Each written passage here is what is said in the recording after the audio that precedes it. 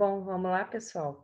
Então, agora a gente vai fazer uma série de aulas aí, tá? É, do, do, do novo grupo que a gente vai estudar sobre aves, então é bem extenso. Então, eu vou gravar aí meio que parcelado para vocês, tá? Ah, essas aulas devem dar aí em torno de 2 ou 3 vídeos, portanto, tá? Vamos lá, então, para o primeiro.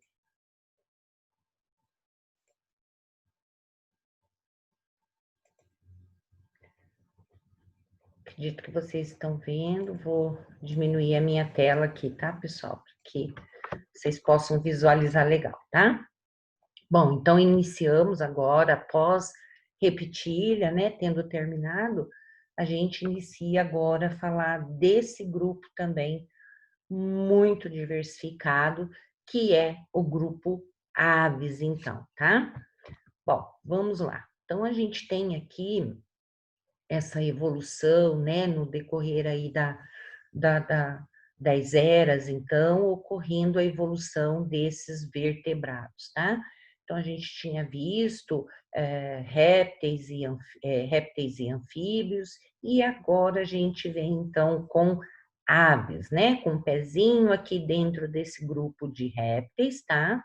E aqui nesse período mesozoico, portanto, tá? Então, a gente vê aqui o início, então, dessa evolução desse grupo atual Aves, tá? Em que nós vemos ele bem afunilado nesse momento, então, e que aqui, ó, a partir do Cenozoico, né, um pouco antes, é claro, a gente vê esse alargamento, então, essa diversificação, então, de animais que nós temos até mesmo nos dias atuais, tá? Então, vamos seguir lá. Então, temos aqui, né, essa classificação, que a gente tem esse grupo de aves, então, dentro do filo Chordata, subfilo Vertebrata, superclasse Amniota, né, que pertence àquele grande grupo que a gente disse, são saurópodos, saurópsidas, que répteis e aves são descendentes, então, dessa linhagem, tá? E vamos falar especificamente, então, desse grupo, dessa classe, então, chamado aves. Então, aminiotas também, né, que a gente já falou, e também dessa linhagem, então, de ápsido devido, então, a esse crânio, né, com 2 fenestras, então, de cada lado, né? Aquele crânio mais modificado ainda, né, do que alguns lagartos, então, bem típico mesmo, então, para aves, então, e alguns outros répteis. Aqui a mesma classificação inicial, tá, gente? Então, essa classe aves, então, a gente tem uma, uma, uma classificação menor delas, né, que é a subclasse Archaeonites, tá? Então, são aves já extintas, o Archaeopteryx, então, faz parte dessas aves já extintas e dentro dessa Archaeonites, tá? E a subclasse Neornites, que são aves já também extintas, claro, mas que todas essas aves modernas, né, e as atuais estão presentes, então, dentro dessa subclasse, tá? Essa subclasse, portanto, né, como ela é detentora desses indivíduos, dessas espécies vivas, então, ela ainda é dividida em 2 superordens, tá?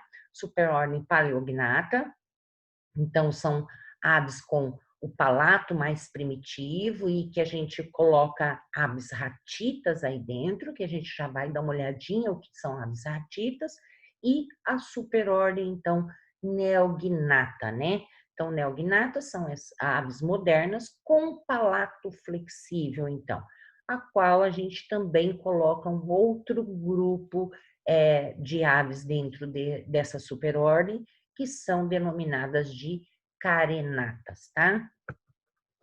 Então, vamos lá. Pela classificação, olha, cerca de 9.000 espécies, 10.000 espécies, né? Está um pouquinho passado, 10.000 espécies aí divididas em superordens, então. A gente tem dentro da Paleognata, então, as aves ratitas, que nada mais são que as aves que não voam, portanto, tá? Então, dentro dessa superordem, a gente tem 5 ordens, tá? De distribuição bastante restrita dessas aves, tá? Que é a ordem Tinamiformes, com 47 espécies, onde estão os macucos, codornas, inambus, né? Estão presentes aí na América Central e do Sul. Ordem Reiformes, que são 2 espécies, são as emas e presentes na América do Sul. Ordem Strutiniformes, uma espécie apenas, que são as avestruzes, e estão restritas à África, tá? E ordem Casuariformes, então, 2 espécies, Emaús e Casuares também. Então, nós vamos encontrar essas espécies, então, na Austrália e Nova Guiné. Ordem de Nornitiformes, 3 espécies, que são os kiwis e os moas. Então, restritos também à Nova Zelândia, tá? Se alguém, por acaso, falou assim, mas avestruz também tem no Brasil. Não, gente. É uma espécie que foi trazida para cá, né? E está sendo, tendo manejo para produção, para consumo e tudo mais, mas que elas não são endêmicas daqui do nosso país, tá? Bom, essa então é a superordem Paleognata, então restrita a essas aves então que são ratitas, então. Ratitas, aves que não voam, portanto. E a superordem, então, Neognate, algumas aves que são, né, mais estritas ao ambiente terrícola, né, mas que não perderam a capacidade de voo, tá? Então, elas vão possuir pernas compridas, redução do dedo oponível, que é o dedo contrário, né?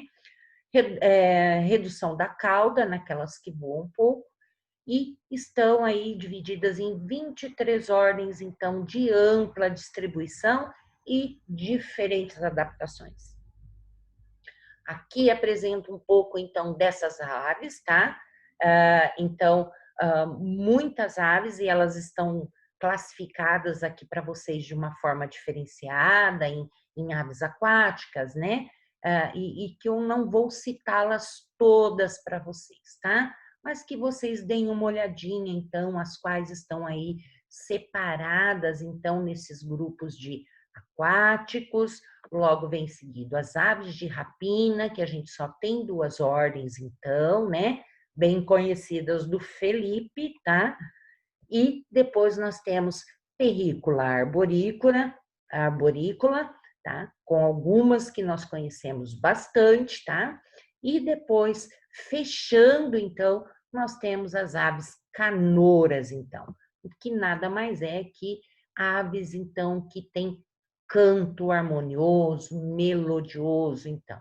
Então, essa ordem é uma ordem bastante grande também, olha, com 5.400 espécies, tá? Então, o maior grupo de pássaros que a gente tem aí. E ai, que bom, né? Esses passarinhos alegram aí a nossa audição. Eu gosto muito, muito de ouvir pássaros também. Mas vamos para o que interessa, gente, que é as características gerais desse grupo novo que a gente está olhando aí, tá? Então, mais de 10.000 espécies, até aqui está mais corrigido, tá, pessoal? Esse é um número mais aproximado dessas espécies que estão registradas no mundo. Às vezes a gente chega a encontrar até falando em 15.000 espécies, mas a parcimônia aqui eu acho que ela cabe melhor no espaço de passar uma informação, né? Então, aí, em torno de 10.000 espécies, então, registradas no mundo, tá? E distribuídas em 28 ordens dessas aves atuais e poucas aí aves que são fósseis. São diápsidos, são ovíparos, produtores de ovos, então, aminiotas, né? Que a gente sabe que esse ovo é um ovo diferenciado, tá, pessoal? Então, possui casca, é um ovo que contém o âmnion, né, anexos embrionários diferenciados já para esse ambiente terrestre. E são organismos, então, agora homeotérmicos, tá, pessoal? Que até então a gente estava vindo, então, com grupos, então, de animais ectotérmicos, né? Que precisavam da, da temperatura externa e do ambiente para equilibrar a sua temperatura corporal. E aqui nós temos organismos, então, homeotérmicos e endotérmicos, né? Que quer dizer que essa homeotermia, então, é conseguida através, então, do próprio organismo. Essa regulação, né, térmica corporal é, é, é, é gerada pelo próprio organismo. Então, filogeneticamente muito relacionados aos dinossauros, né? Que a gente vai olhar ao longo do caminho, né? E que a gente sabe que eles têm características relacionadas ao voo, que é uma característica importantíssima desse grupo, tá? Características de comportamento, anatomia e ecologia também. Penas exclusivas, né? Embora elas já tenham sido apresentadas, né, antes lá nos dinossauros, tá? Essencialmente para o voo, primariamente essas penas, a função exclusiva dela e primária, não exclusiva, desculpa, mas essa função primária dessas penas é para o voo, gente. E depois nós temos, né, outras funções secundárias, né, como a termorregulação e outras que veremos a seguir também, tá? Temos aí, olha, membros posteriores adaptados para andar, né, nadar ou empoleirar, assim como a gente vê uma galinha caminhando, né, vemos um passarinho em cima da árvore, né, que empolera, segura os galhos, ou vemos os grupos dos pinguins também caminhando com essas patas, né, então, e nadando, utilizando patos, utilizando as patas como remos para poder nadar. Então, com diferenciadas funções, esses membros aí posteriores adaptados a essa função. Migrações sazonais de longas distâncias, para quê? Para busca de alimento, para procriação, competição interespecífica, né? Que a gente, então, entende que esses grupos, então, se dispersam, né? Essas populações procurando, então, um local para alimentar, com abundância de alimentação em certos períodos, para propícios, locais propícios para acasalar, para nidificar e ter a sua cria, tá? E para evitar essa competição também, tá? Bicos e pés são especializados para diferentes modos de alimentação e locomoção, que é o que a gente vê entre um pé de uma galinha e um pé de um pato, um pé de pinguim, né? Um bico de um papagaio com um bico de um chupim ou de um pelicano, né? Morfologia do trato digestório reflete esses hábitos alimentares também, né? Então, a gente vai ver que o sistema digestório, ele é adaptado ao tipo de dieta, né? Então, a gente sabe que muitos organismos que são herbívoros têm esse trato digestório muito mais elaborado e diferenciado, portanto, para digerir, né? Todo esse alimento que é vegetal, ao contrário de um que é mais carnívoro. Aqui a gente tem esses animais, então, comendo alimentos muito duros e secos, né? Então, a gente vai ter essa morfologia do trato digestório com locais especializados, então, para quebra, né? Para ajudar a quebrar esse tipo de alimento. Forma da asa reflete a característica do voo, a gente vai ver, então, pássaros com asas grandes, enormes, né? E com a composição de certos tipos de penas diferenciadas e adequadas para o tipo de voo que faz. O voo, gente, então, né, é a característica principal desse grupo, que na hora que você fala em aves, você já pensa num animal que voa, né? Então, o voo também, ele impõe um limite máximo de peso para esses animais, tá? Que é impossível a gente ver, então, um avestruz voando, tá? É impossível. Então, existe um peso aí estipulado aí entre 12 quilos, tá? Que corresponde às massas corpóreas de aves observadas. Então, o cisne aí vai entre 12 e 17 quilos, cisnes voam, né? O condor gigante, que era extinto, maior ave voadora que existiu, pesava 20 quilos, tá? A maior ave atual, que não voa, é o avestruz, e ele chega a 150 quilos.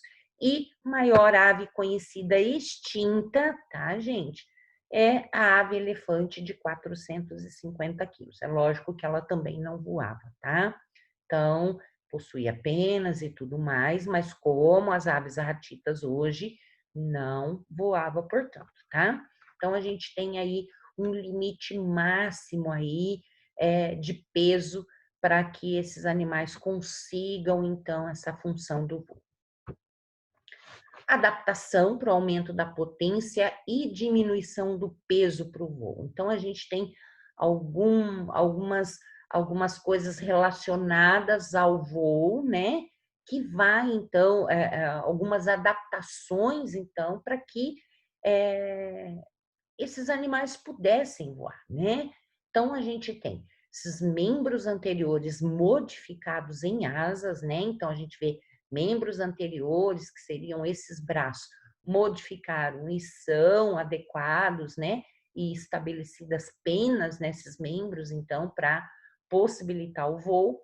Os ossos é outro fator importantíssimo dentro desse grupo, onde a gente tem ossos pneumáticos, então, são ovos que são bastante firmes, mas que eles são cheios de trabéculas, né, e de espaços lá dentro, onde eu posso ter, então, um local cheio de ar e que faz com que esse osso fique leve, não seja um osso maciço e acabe, então,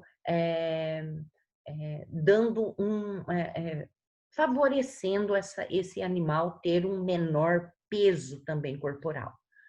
Bicos córneos, né? Para alimentação, defesa, para construir ninho, alisar as penas, ajeitar, né?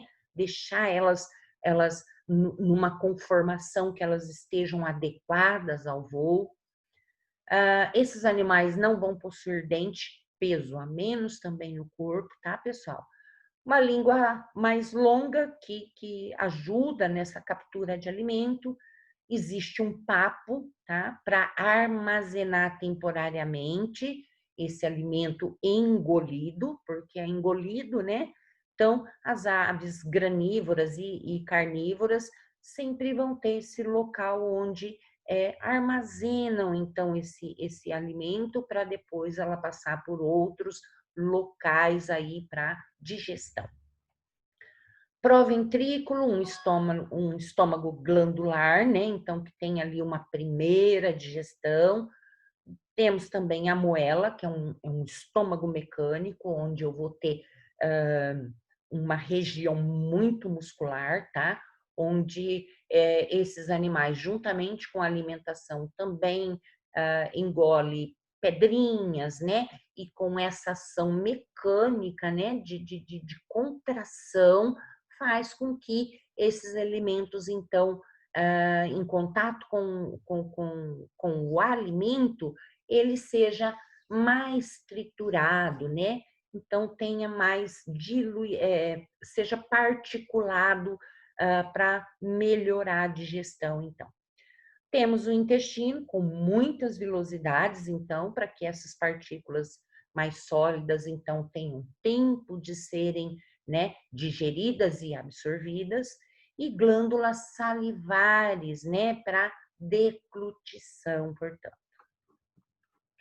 Aqui a gente dá uma olhada, então, né, nesse panorama anatômico aqui de órgãos das aves, né, mais representado aqui pelas galinhas e tal, que a gente vê, então, o bico, né, entra aqui, nós temos, então, o esôfago passando, temos o papo, né, que é o lugar de armazenar, temos depois aqui, olha, mais um outro espaço, teremos moela aqui, tudo mais, a moela, desculpa, e depois a gente vê aqui, olha, como é enovelado todo aqui esse intestino até terminar em uma cloaca, portanto, tá?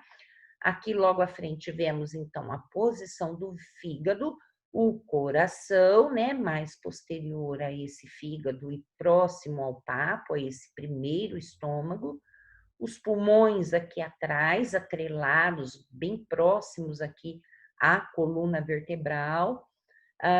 Temos aqui toda a estrutura, portanto, reprodutora, tá? Com o oviduto, com o ovário, tá? Dando também lá no infundíbulo próximo à cloaca, porque a gente sabe quando a gente tem uma cloaca, esse local é o local tanto de excreta alimentar, quanto o local, então, de reprodução também, tá?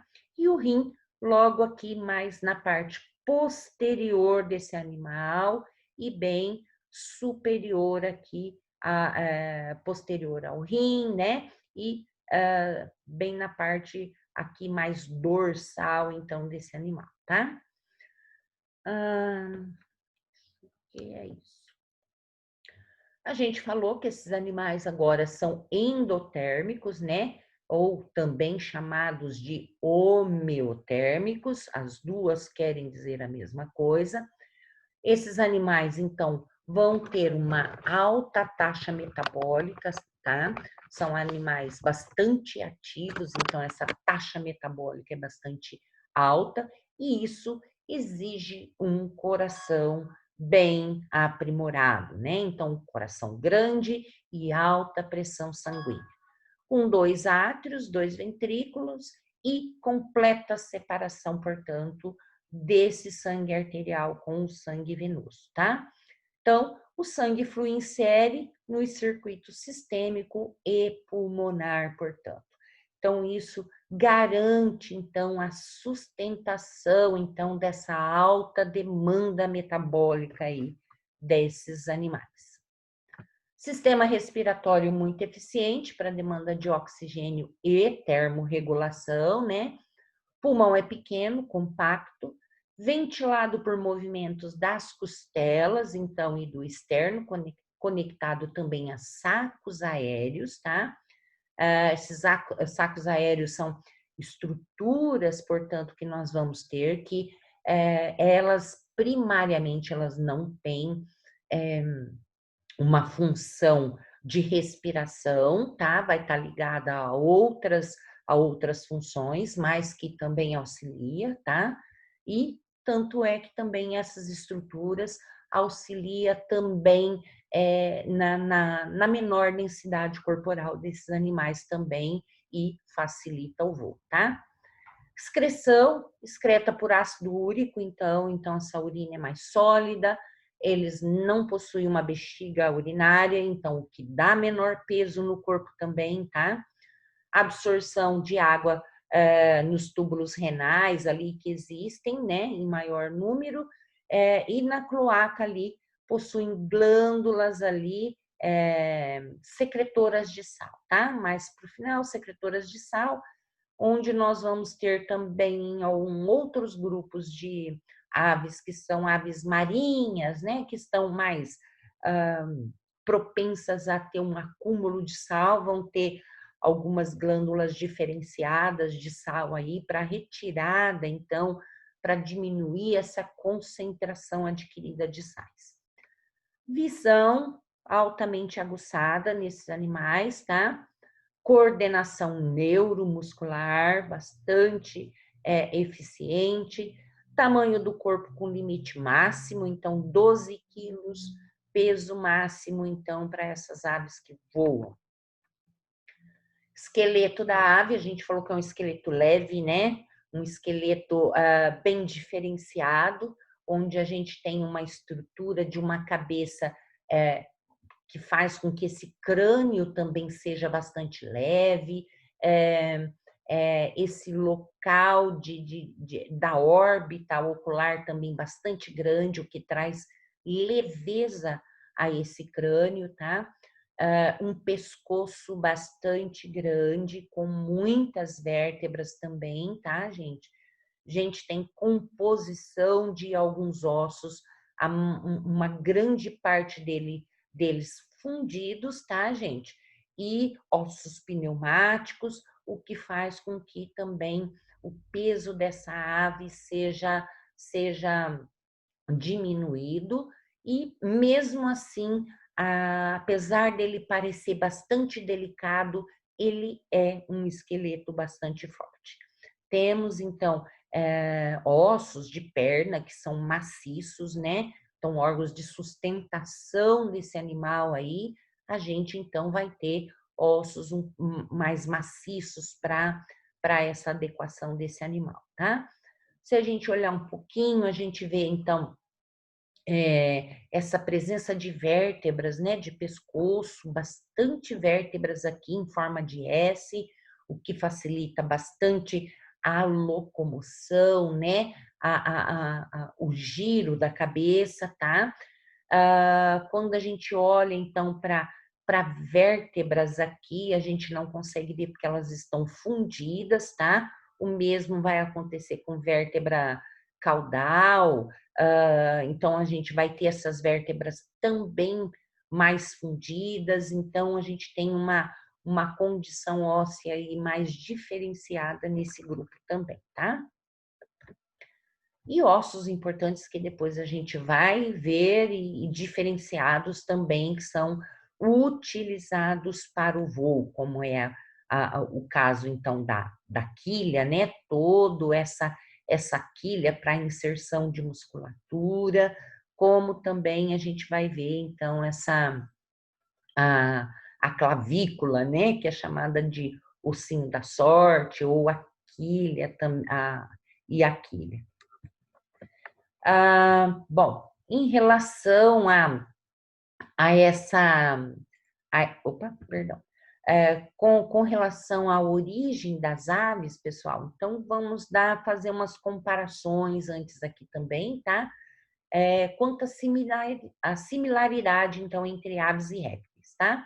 Então, seus parentes atuais e mais próximos são os crocodilianos, né, que a gente vinha conversando nas outras aulas, e a partir disso, a gente vê que as similaridades entre esses dois grupos está entre ter o côndilo occipital, o osso do ouvido médio e estríbulo, a mandíbula composta por 5 ou 6 ossos, né?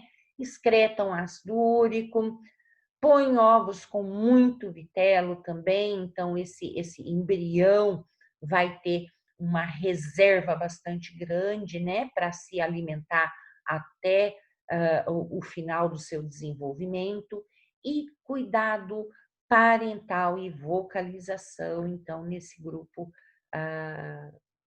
para que a gente faça essas comparações.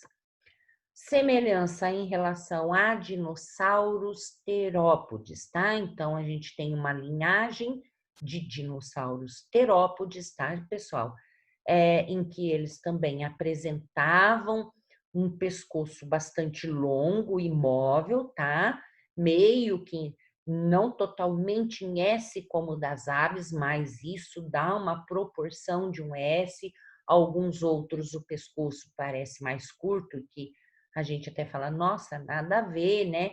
Mas que sim, apresentavam essa constituição já de pescoço, tá?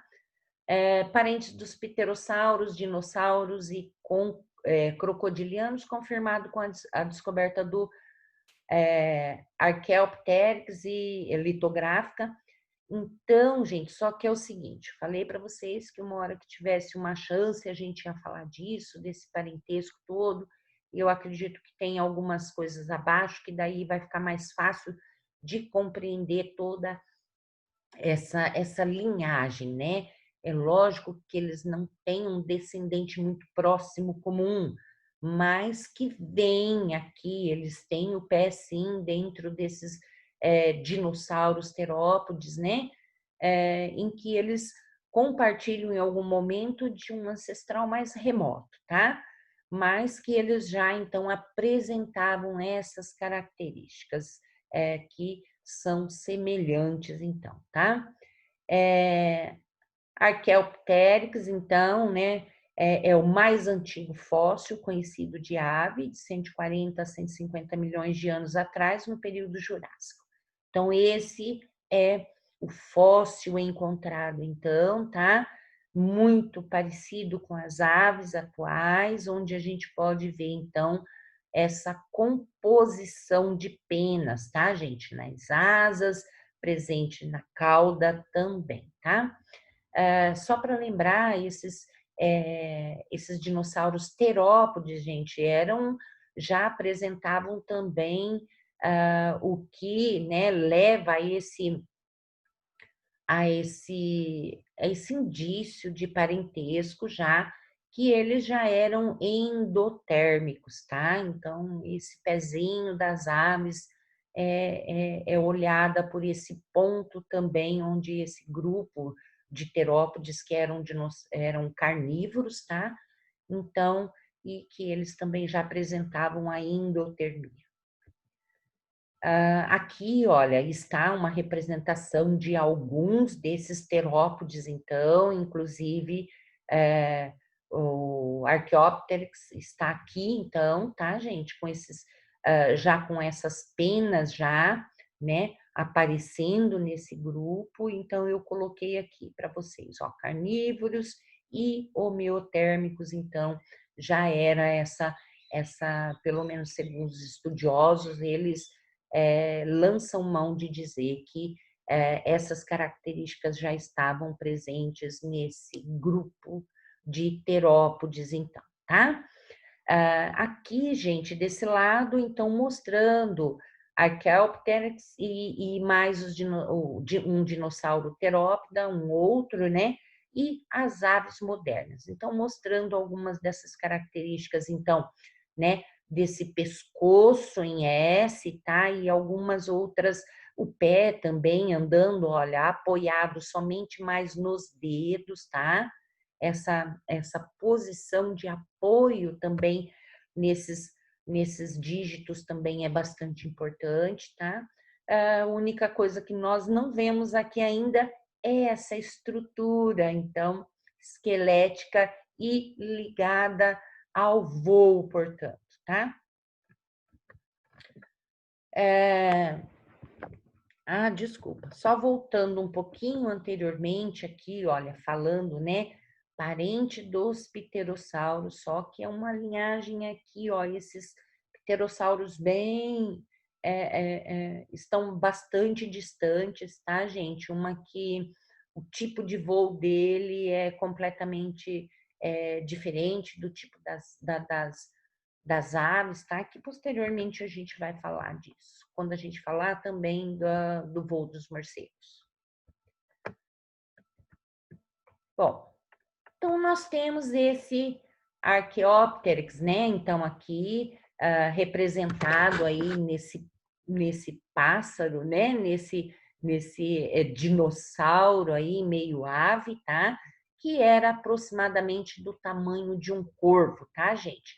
Um crânio já bem semelhante das aves, então. Só que ele possuía esse bico ali, olha, com dentes, tá? Bico com dentes ósseos e alvéolos, e que agora nas aves são perdidas, nessas aves modernas não possuem, tá?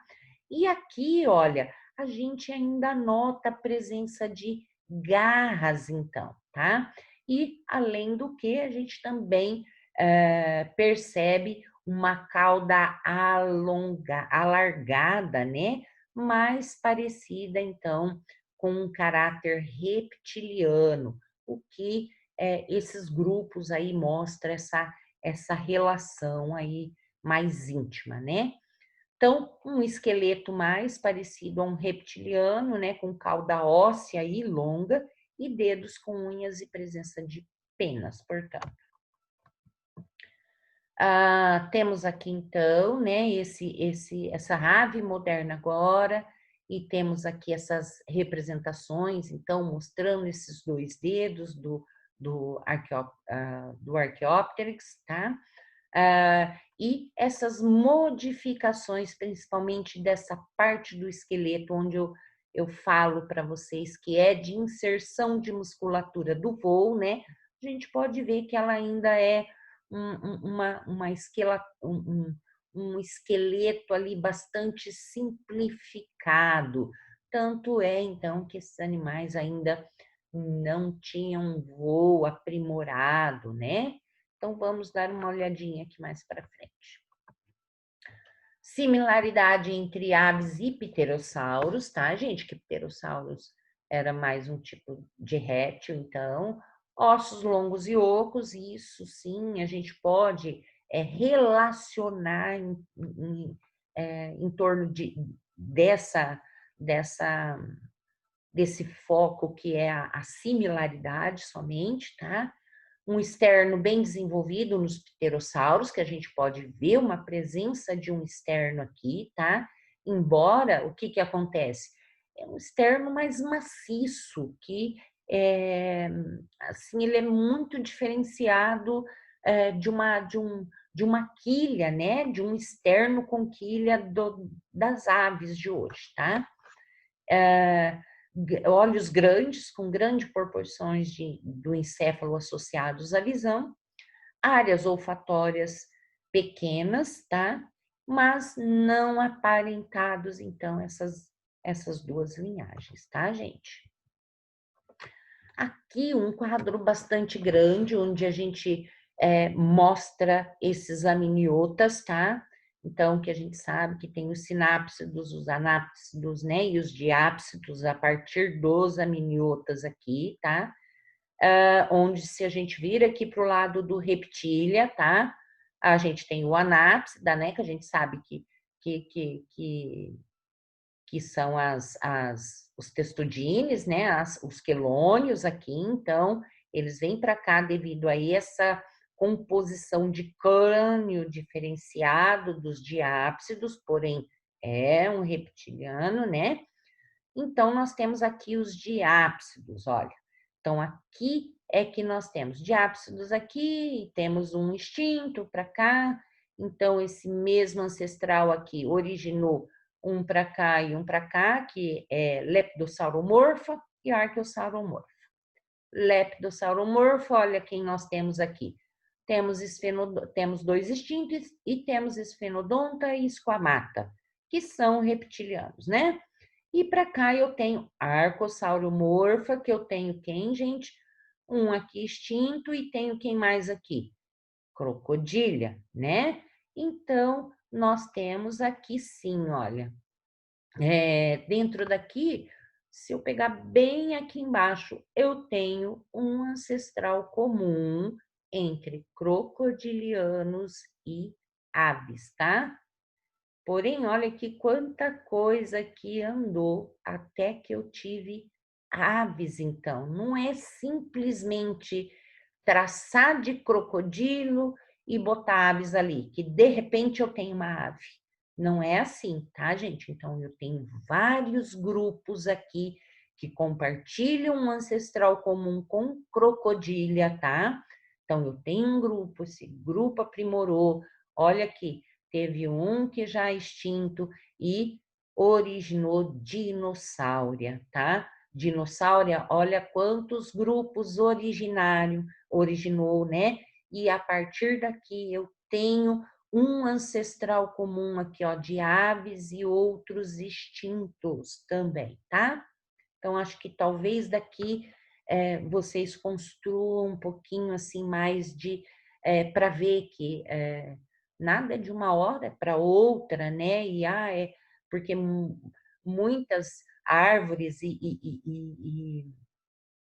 alguns clados aí que a gente mostra para vocês, né? Já sai ali de crocodila e parece que é tudo tão instantâneo, né? Tão rápido e fácil, né? Essa evolução, né? Mas que não, né? Durante essa evolução, quantas eras ali, períodos foram necessários para que houvesse essas evoluções, essas mutações, transformações para gerar, então, essa diversidade aí de animais que temos atualmente, portanto, tá? Seguindo aqui, então aqui eu já tenho, né, a mesma coisa, quase, só que mais específica a partir de dinossáuria, tá? Então, a partir daqui vocês podem ver, olha, os terópodes aqui aparecendo, tá, pessoal? Inclusive, olha o nosso tiranossauro aqui, né, que todo mundo adora falar em tiranossauro. Então, a partir daqui a gente vê, então, quantas linhagens e grupos aqui, né? Quantos grupos e quantas linhagens não foram originadas a partir desses grupos também, né? Então, as aves aqui, que são as nossas candidatas atuais aqui, que a gente está vendo agora, então, amarradinha aqui nesse pezinho, tá? Similaridades entre aves e crocodilianos, né? Então, temos também lá, olha, o cuidado parental que a gente já falou, nidificação e vocalização, portanto. Aqui acabou. Deixa eu ver aqui, pessoal. A gente está com um tempinho ainda, eu acredito, tá? Então, vamos ver mais um.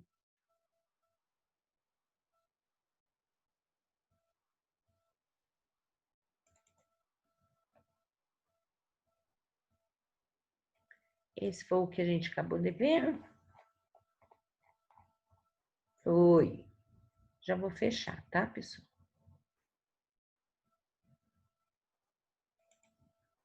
Deixa eu achar um outro aqui. Esse aqui. Só um pouquinho, pessoal.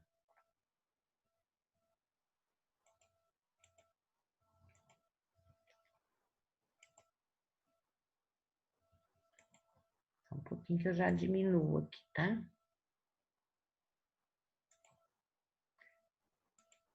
Se eu consigo abrir, tá? Agora tá dando de difícil aqui.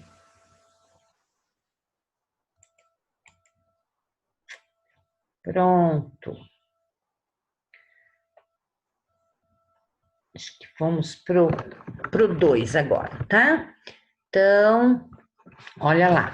Temos o seguinte agora, que a gente vai falar um pouquinho do voo, tá? A evolução, portanto, do voo. Como é que ocorreu, então? A gente já sabe que existia dinossauros com pena, então, tá?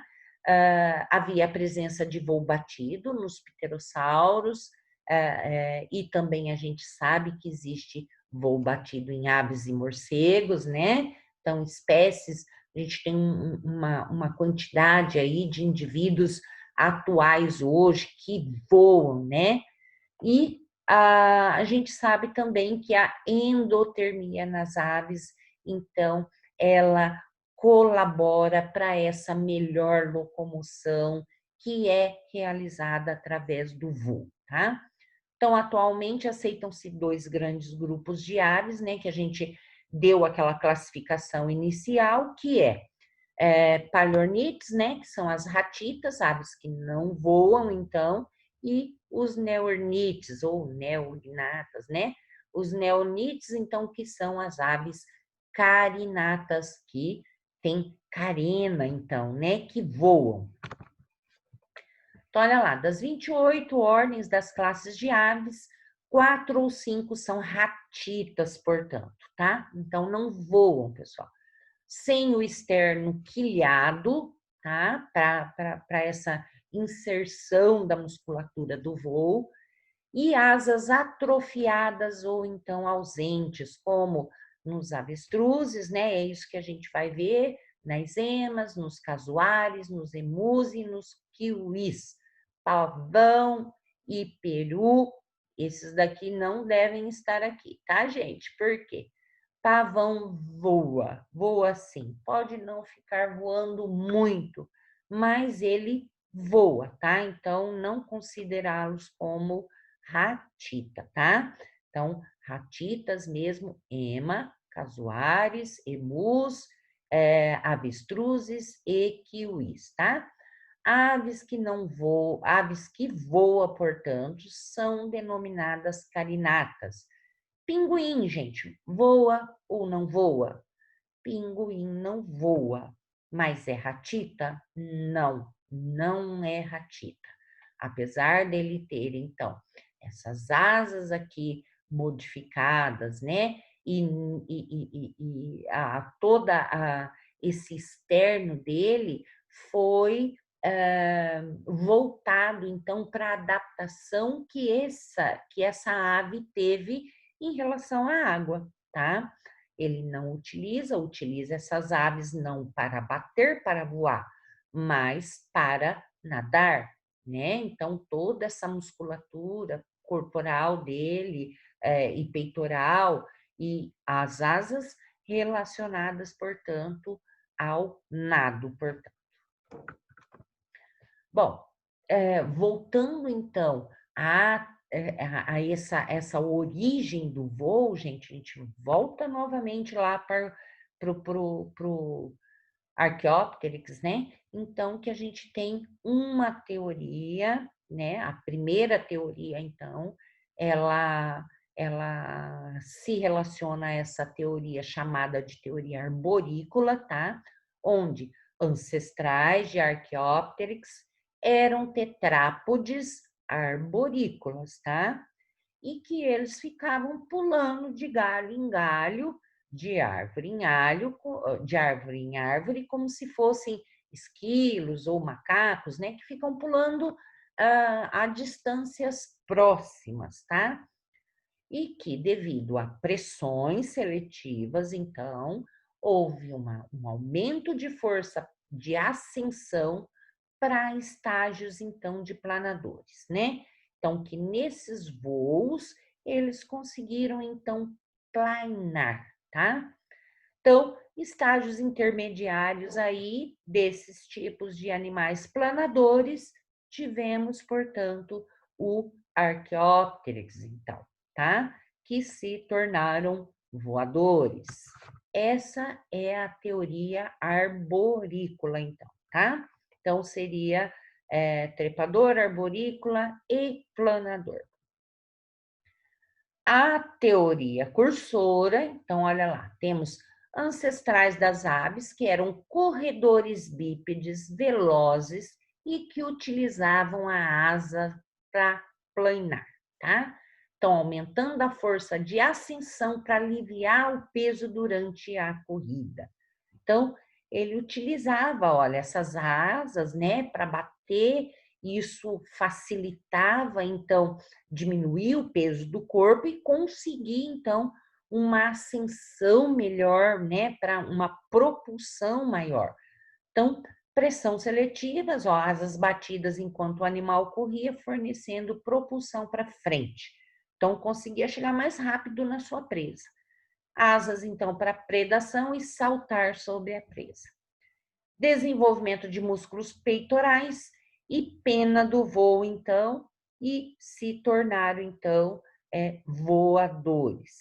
Então, nós temos essa teoria como a cursora, tá? Então, Archaeopteryx, caçador, arborícola e cursor. Se a gente voltar um pouco, um pouquinho, gente. Deixa eu voltar. Então, aqui a gente tem um trepador, tá, gente? E aqui a gente tem um caçador ali, né? Que diferente.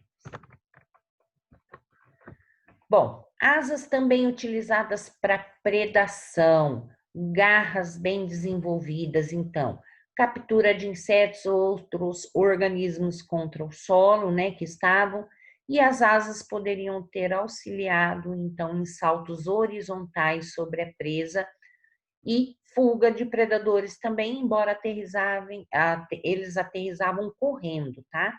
então tinham um pé primitivo, não se agarravam em galhos.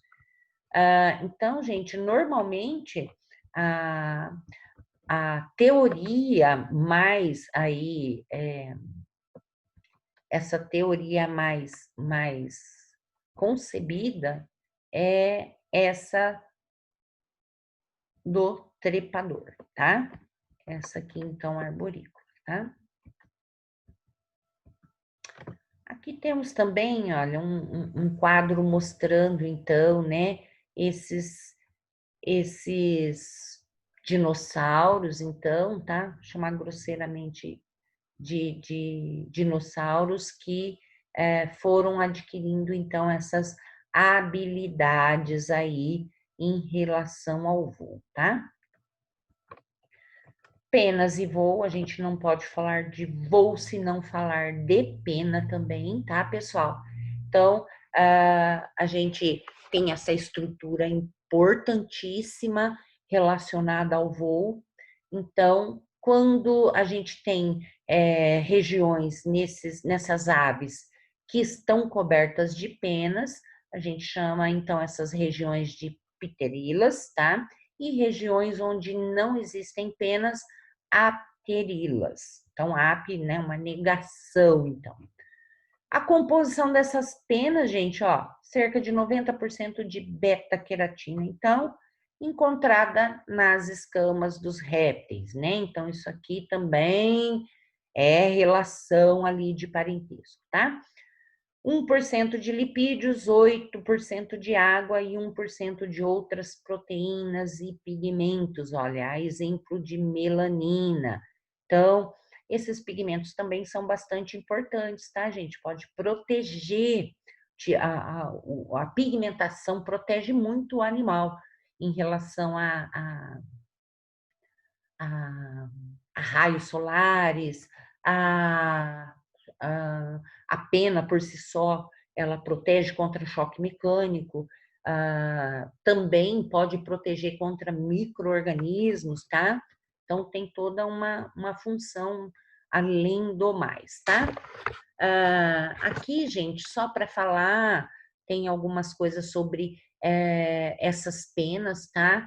As regiões, portanto, de penas, as quais a gente vai dar uma comentada ainda em cada uma delas à frente, tá? Bom, para começar, então, a gente tem estrutura das penas, gente, tá? Então, tem funções, algumas funções secundárias que eu deixei aqui para vocês em relação às penas, que é o quê? Produção de som. Se a gente pegar aquele pavão lá bonito, colorido, né? Quando ele abre a cauda assim, e principalmente ele usa isso muito para um comportamento que é para chamar a atenção da fêmea e tudo mais, ele emite um som nas penas que é uma graça, né? Então, elas são utilizadas para, e não só eles, tem outros grupos de aves também que fazem isso. Então, para produção de som, sensibilidade tátil, né, é utilizado, né?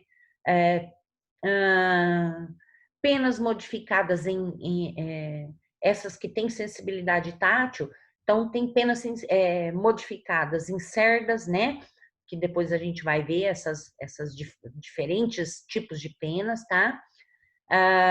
Temos também, olha, penas, elas são como uma segunda função para natação, tá? O que faz com que esses animais boiem com mais facilidade. As penas estão relacionadas à repelência à água, tá? Não molham fácil, então elas auxiliam na natação e na flutuabilidade.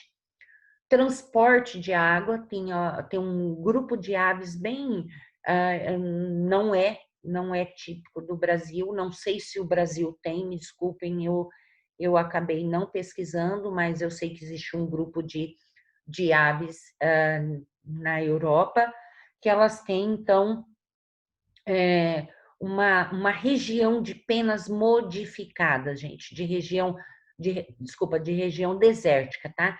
Elas têm, então, uma região modificada onde elas acumulam água. Então, porque muitas vezes elas vão voar 20, 30, 40 quilômetros para achar uma região de água. E como que elas vão trazer água, né? Como que os filhotes vão beber água se não tem ali perto? Então, esses adultos já têm essas penas modificadas para que, no encontro da água, eles tragam, portanto, essa água até os filhotes, então, tá?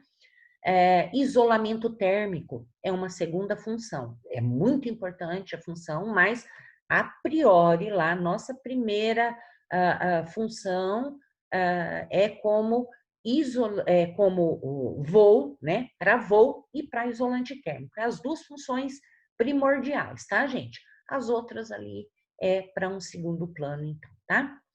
Estrutura das penas, então a gente sabe que existe uma estrutura principal, né, mediana aqui, que a gente vê, que é chamada, portanto, de raque, tá? Então, existe uma raque principal, que é essa grossa aqui, e depois a gente vê que tem, então, algumas estruturas que vão sair a partir delas.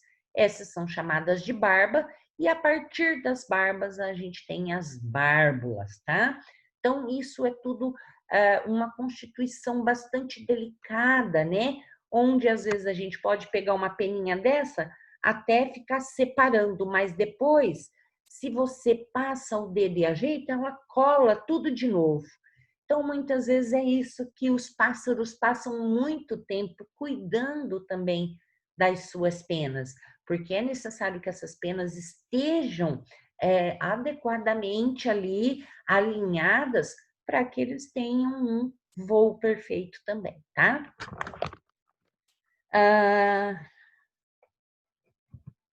Então, olha, aqui vista a microscópio, tá, gente? Onde dá para ver, então, esses entrelaçamentos das bárbulas, tá? Que saem das barbas, tá? E isso aqui tudo está saindo do cálamo, que é da raque, que é a principal, portanto, tá? Estrutura das penas, olha, a gente vai ver que tem penas muito diferenciadas uma da outra, tá? Então, se a princípio aqui a gente pega essa daqui pode ser uma pena, uma rêmige, né? Que é uma pena da asa. Aí depois, logo aqui, a gente tem uma outra pena que fica um pouquinho próxima da ave, mas não é as mais as mais externas, tá? Onde elas podem ter constituições diferenciadas, tá? Onde eu posso ter plúmulas, né? Uma constituição dupla aí. Então, a gente tem essas penas formando, cobrindo outros espaços do corpo, tá? Como penas do contorno, tá? Que podem cobrir todas as áreas que não sejam regiões mais específicas ali da asa, tá? Temos plumas que são que ficam em meio a outras, tá? Isso ajuda bastante a segurar esse calor do corpo. Filoplúmula, tá, gente? Cerda, então eu posso ter essas penas aqui estruturadas e sendo agrupadas em locais específicos para servirem, para serem sensoriais, tá? E daqui a pouco a gente vai dar uma olhadinha em cada uma delas. Então, temos lá, ó, penas do contorno, então, a gente tem penas do contorno, pena de cobertura, então, essas penas que são do corpo e que cobrem o corpo são chamadas de tectriz. Penas do voo, né? Então, a gente vai ter penas literalmente relacionadas a voo, são as requitrizes, que são as penas que estão na cauda, as rêmiges, que são penas das asas, e essas rêmiges, elas estão divididas em rêmige primária, secundária e a álula lá, que é o dedo. Temos semiplúmulas, que é para isolamento térmico, que eu falei para vocês, mostrei atrás. Existem as plúmulas, plumáceas, que estão em regiões, olha, as apterilas, né, que dá um isolamento térmico. Plúmulas de pó, que vão produzir um pozinho branco, para que deixar essas penas também à prova da água, né? E deixar sempre mais sequinha, né? A exemplo das garças, gaviões e papagaios, a gente vê muito. Cerdas e semicerdas, que repelem partículas estranhas dos olhos, então, e narinas, então, estão posicionadas tanto para, né, repelir bichinhos que vão entrar, ou partículas mesmo, né, cisquinhos e tal. E temos filoplúmulas, que são sensoriais, então pode ser sensorial até alimento mesmo, que está passando por perto e fica fácil desse animal, então, promover o encontro de alimento também, tá? Então, penas do contorno, que a gente falou, né? Penas do voo, são as rectrizes, olha lá, da cauda. Então, essas aqui são as penas rectrizes, portanto, tá? Pena de voo. Pena do contorno, as penas do corpo, ó. Penas de cobertura, são tectrizes. Estão onde, gente? Em cima da cabeça, no dorso, na parte ventral, em algumas partes da asa, tá? Todas menos aquelas principais que são as retrizes e as anteriores, né? As da cauda e as outras que vão ser das asas. Então, o resto são penas de contorno, que a gente fala. Penas de contorno remiges primárias, né? Então, olha lá, que a gente falou que elas estão divididas, tá, gente? Então, remiges primárias vão dar maior propulsão e as remiges secundárias maior ascensão. Essas remiges primárias, olha, vão estar aqui no início da asa e remiges secundárias mais para o finalzinho, né? E aqui cobrindo aqui. Vamos olhar depois, que acho que tem mais figuras para olhar. Semiplúmulas, olha lá como estão, né? Aderidos ali. Isolante térmico para essas coitadinhas aqui, ó, peladinhas, né? Então, sempre, e num adulto vai estar mais escondida sobre as penas. Plúmulas, plumáceas vão estar em regiões que tem menos penas, né? Para isolar esses locais, tá? Temos também, ó, plúmulas da região uropigial associada à glândula sebácea, que ajuda a transferir essas substâncias oleosas produzidas lá na glândula, então, uropigial, para deixar essas penas impermeáveis, então. Essas peninhas pequenas, então, né, plúmulas da glândula, ela ajuda a ir espalhando, então, tá? Aqui, isolamento térmico, então, dados pelas plúmulas, não é tão eficiente quanto das penas. Por isso, os filhotes das aves tendem a perder calor com facilidade, precisando de um aquecimento adicional, que é a mamãe estar ali cuidando, então, desses pequenos filhotes, tá?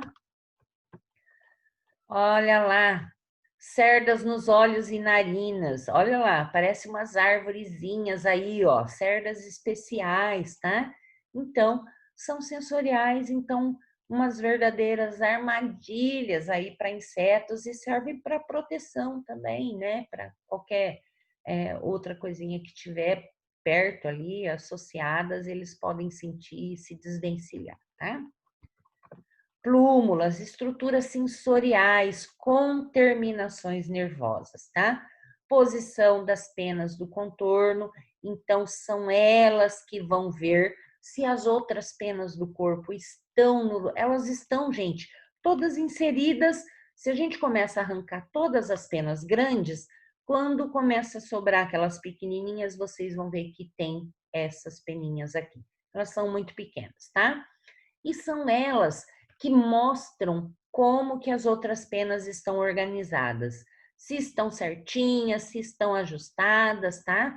Então, elas são estruturas sensoriais.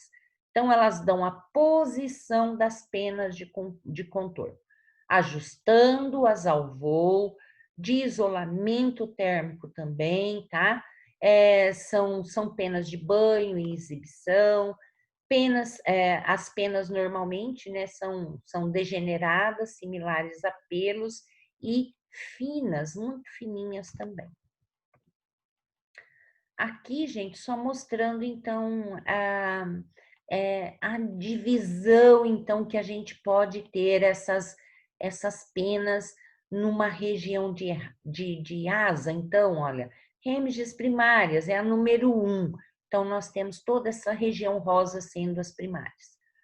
Coberteiras, então, primárias maiores, né?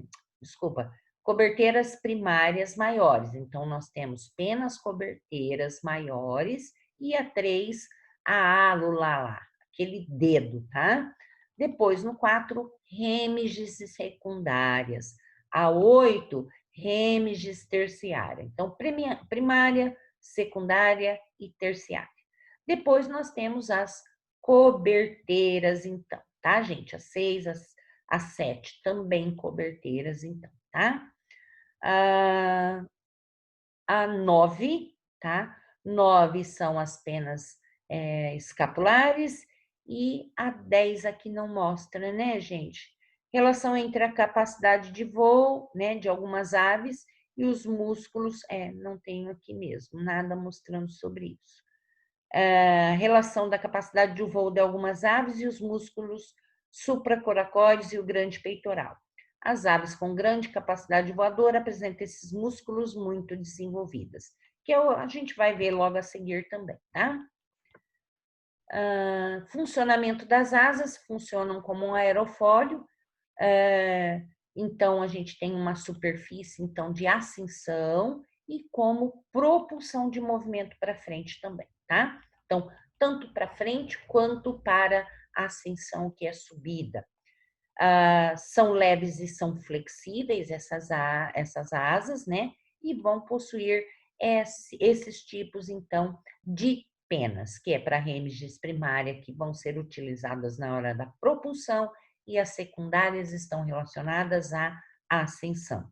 Então, uma habilidade de alternar, então, alterar área e forma da asa para produzir força de ascensão, velocidade, manobra, aterrissagem, decolagem e posição em relação ao corpo, tá?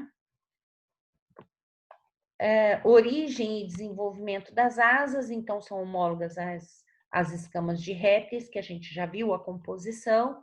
É uma estrutura morta após o seu desenvolvimento completo, por isso que a gente até pode fazer, né, a poda dessas aves, em algumas aves não domésticas e de pet que a gente tem também, né?